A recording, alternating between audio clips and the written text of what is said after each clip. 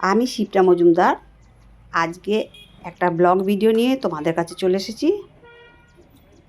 আজকে আমরা চলে এসেছি শিলিগুড়িরই দাগাপুর বলে একটা জায়গা আছে, সেইখানে লোকনাথ বাবার মন্দিরে।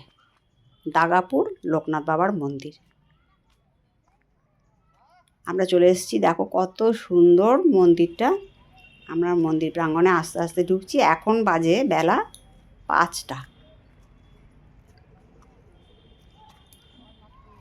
এই গাছটাকে দেখে আমরা হঠাৎ করে চলে যাচ্ছিলাম, আবার ফিরে আসলাম। কত সুন্দর দেখো, দুটো ফুল ফুটেছে। এখনও ফুল পুরো ফোটেনি, এরকম কুড়ি অবস্থায়। এই পুরোটা দেখতে দেখতে আমরা এখন চলেছি। চারদিকে সুন্দর বাগান দেয়া, সুন্দর সুন্দর মডেল দিয়ে বাগানটা তৈরি। এখন এখানে কৃষ্ণের ছোটোবেলার একটা মডেল দেয়া আছে। ভীষণ সুন্দর এই মন্দির প্রাঙ্গণটা। বাগান, নানা রকম ফুলের গাছ। আমরা এখন দেখতে দেখতে আস্তে আস্তে চলেছি। তোমরাও আমার সাথে দেখতে থাকো, তোমাদেরও ভীষণ ভালো লাগবে। আমরা দুই বোন ধীরে ধীরে সমস্ত কিছু দেখতে দেখতে চলেছি।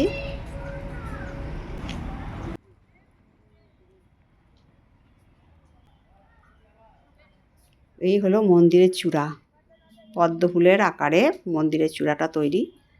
আর এইখানে দেখো ঘটের আকারে সমস্ত কিছু মডেলগুলো বসানো আছে।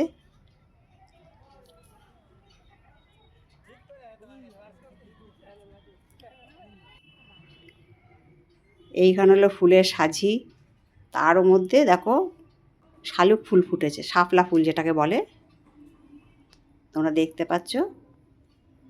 ঝর্ণা করা আছে, তারপরে এখানে শিবলিঙ্গ করা আছে, ধূপকাঠি জ্বালিয়ে দিয়েছে।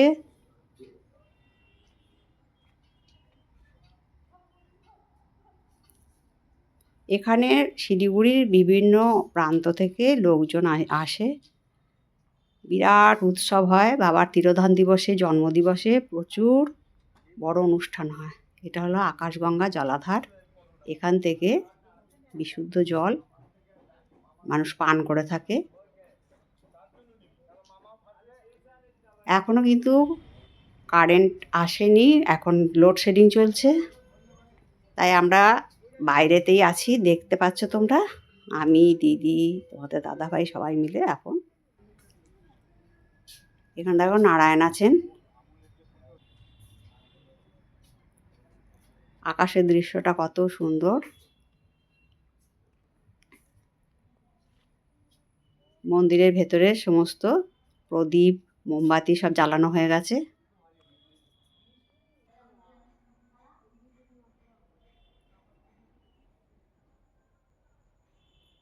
এটা শিব মন্দির, এখানে আছে নন্দী মহারাজ। এটা হলো রাধাকৃষ্ণের মন্দির, জগন্নাথ, সুভদ্রা, বলরাম আছেন।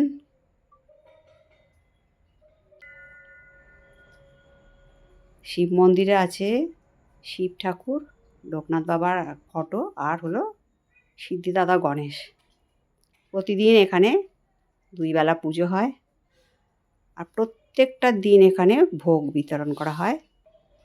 এখানে কুপন কেটে ভোগ খাওয়ারও ব্যবস্থা আছে। আর এখানে আছে গঙ্গা মা, সিদ্ধিদাতা গণেশ আর হনুমানজি।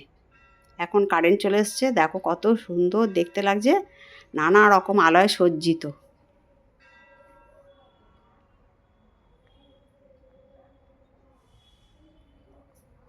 তোমাদেরকে চারপাশটা ঘুরে দেখাচ্ছি।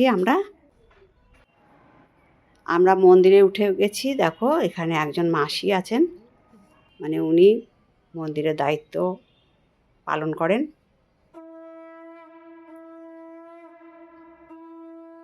এখন সন্ধেবেলা, তাই শঙ্খ বাজিয়ে উনি ঠাকুরের এবারে পুজো শুরু করবেন, পুরোহিত মশাই আসবেন। আর এইখানে আছে বাবা লোকনাথের শুভ আবির্ভাব থেকে জন্ম বৃত্তান্তটা পুরোটা দেয়া আছে, তার সিদ্ধি লাভ পর্যন্ত।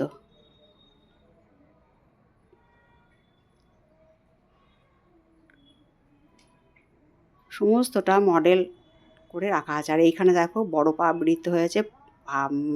হিমালয়ের চূড়ায় যখন লোকনাথ বাবা ধ্যানস্থ ছিলেন তখন তিনি বরফে আবৃত হয়ে গেছিলেন, সেটাও দেয়া আছে। সমস্তটা মডেল আকারে দেখো মন্দিরের গায়ে স্থাপন করা হয়েছে।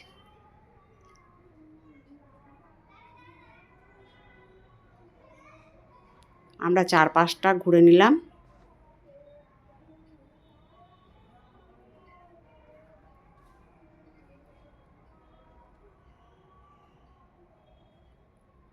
লোকনাথ বাবার বিগ্রহ এখানে স্থাপন করা হয়েছে।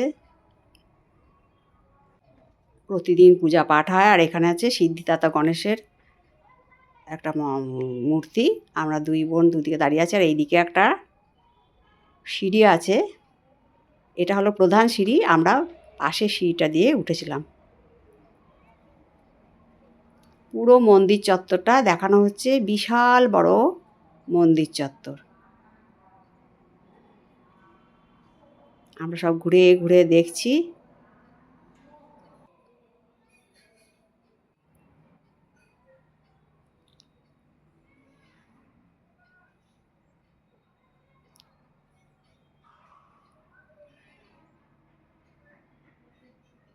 সমস্ত ভক্তরা আসেন, পুজো দেন।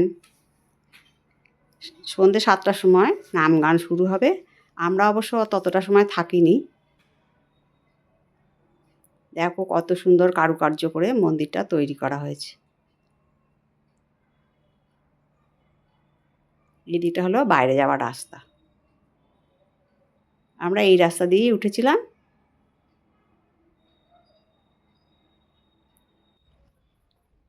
এবারে আমরা নেমে যাচ্ছি।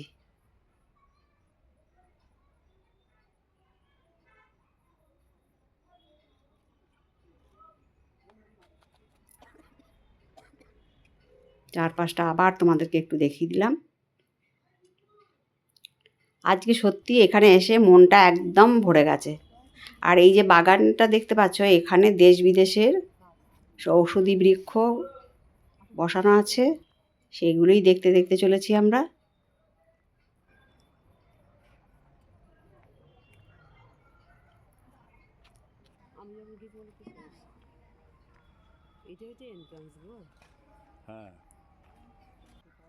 আর এখানে আছে ফল উৎসব, এটা 1 জানুয়ারিতে হয়। এখান থেকে ভক্তরা যত ফল দান করে সমস্তটা প্রতিটা হসপিটালে দান করে দেওয়া হয়। আর এখানে বাবা শিবাঙ্গী, সেটাই দেখানো হয়েছে, শিবের অংশ।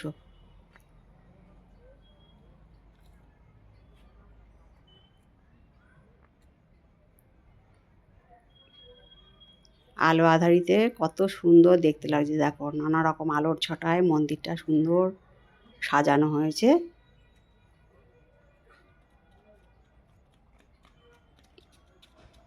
সত্যি আজকে মনটা ভীষণ ভরে গেল আজকে এইখানে এসে। আর এইখানে আছে ছানা সাহা বলে একজন শিলিগুড়ি একজন মানুষ, ইনি এই মন্দিরটা স্থাপন করেছিলেন। উনি ছিলেন লোকনাথ বাবার একজন ভক্ত। এখানে তার প্রতিমূর্তি তৈরি করে রাখা হয়েছে।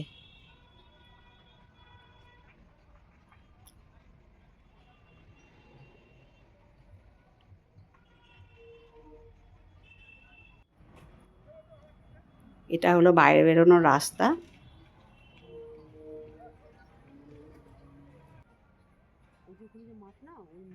একটা বোর্ডের মধ্যে সমস্ত কিছু লিখে রাখা হয়েছে।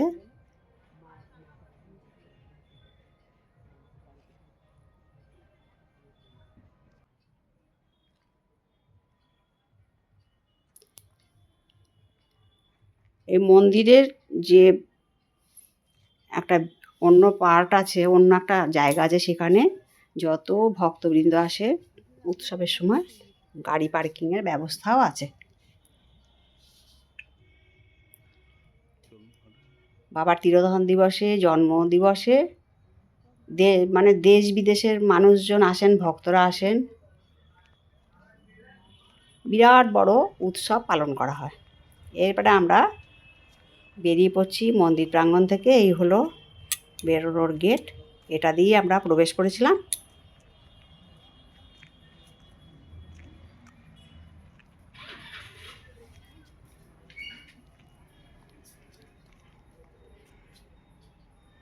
আরেকবার তোমাদেরকে মন্দিরটা ঘুরিয়ে দেখিয়ে দিলাম।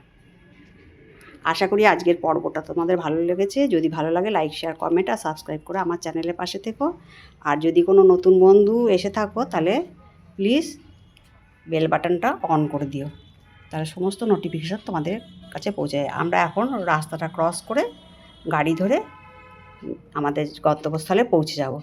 তাহলে আজকে এই পর্যন্ত রাখলাম, কেমন? টাটা।